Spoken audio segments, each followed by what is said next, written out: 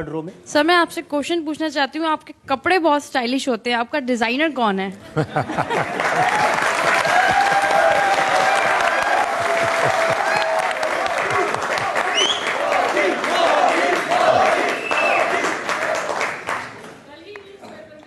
देखिए, ऐसा है कि मैं अब इस ऐसी जगह पे पहुंचा हूं तो भांति भांति की बातें होती हैं, लेकिन मैं रियलिटी बताऊं।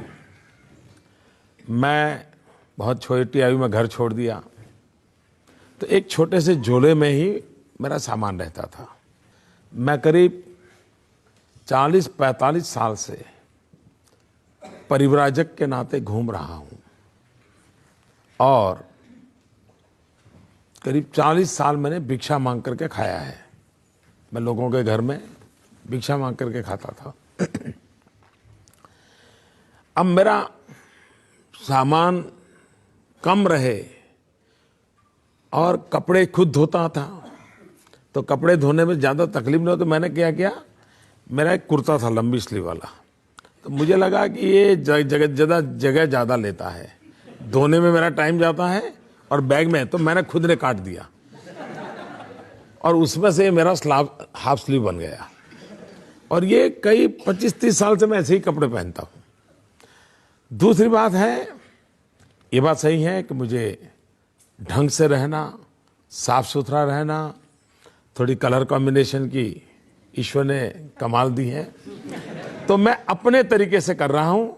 लेकिन चूंकि परमात्मा ने मुझे कुछ दिया है, हर चीज में मैं ठीक फिट बैठ जाता हूँ।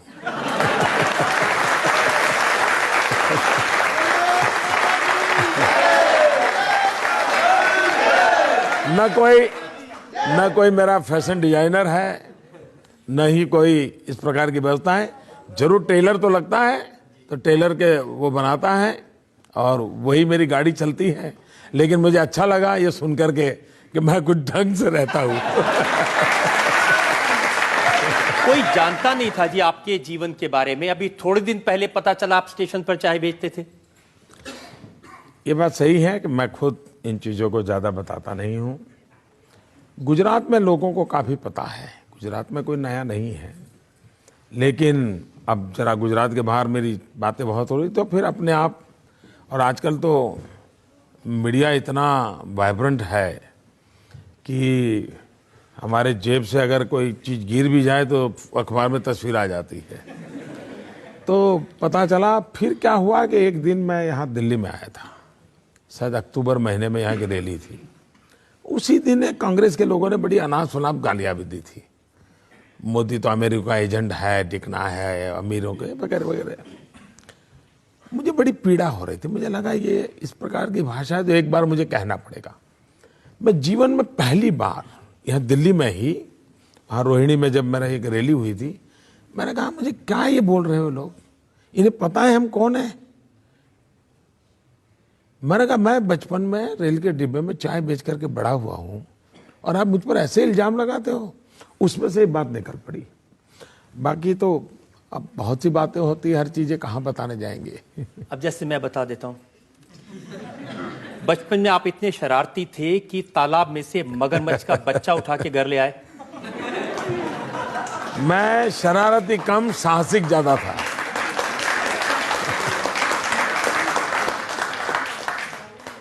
हमारी बात सही है कि थोड़ा मेरे गांव में बहुत बड़ा तालाब है और मुझे तैरने का, पानी में रहने का और कपड़े धोने जाता था तो काफ़ी कुछ।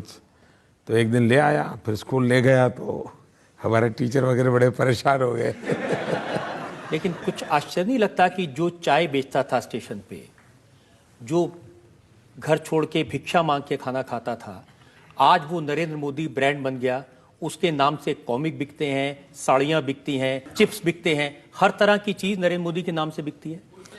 आश्चर्य तो है, मुझे जरूर आश्चर्य है, आपकी बात से मैं सहमत हूँ। क्योंकि मेरा जो बैकग्राउंड है, आज भी मेरा आप जब आश्चर्य होगा, मैं एक देश के समृद्ध राज्य का मुख्यमंत्री हूँ, लेकिन मेरी माँ आज भी 8 बाय 8 के कमरे में रहती है। इसलिए मेरे लिए तो आश्चर्य है ही। मेरा कोई बैकग्राउंड नहीं है, मेरे जीवन में कैसे आया मुझे बड़ा अजूबा लग रहा है कि ये कहाँ से हुआ है, कैसे हुआ है, पता नहीं जनता की क्या इच्छा है या नियति क्या क्या इच्छा है, मैं खुद ही सोच नहीं सकता हूँ।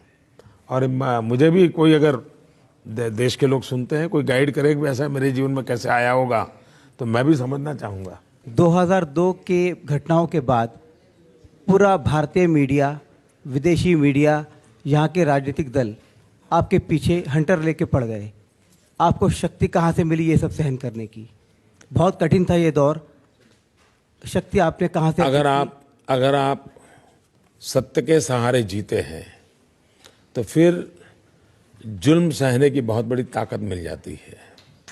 और मैं सत्य के सहारे जिया हूँ। जुल्म आज भी चल रहे हैं और शायद वो कठोर तपस्या थी, उसमें से मैं तप करके निकला हूँ। इसी के कारण शायद 125 करोड़ देशवासी मुझे इतना प्यार कर रहे हैं। अगर मैं तपाया न होता, कठोर अग्नि परीक्षा से न निकला होता, तो शायद देश इतना प्यार मुझे नहीं करता।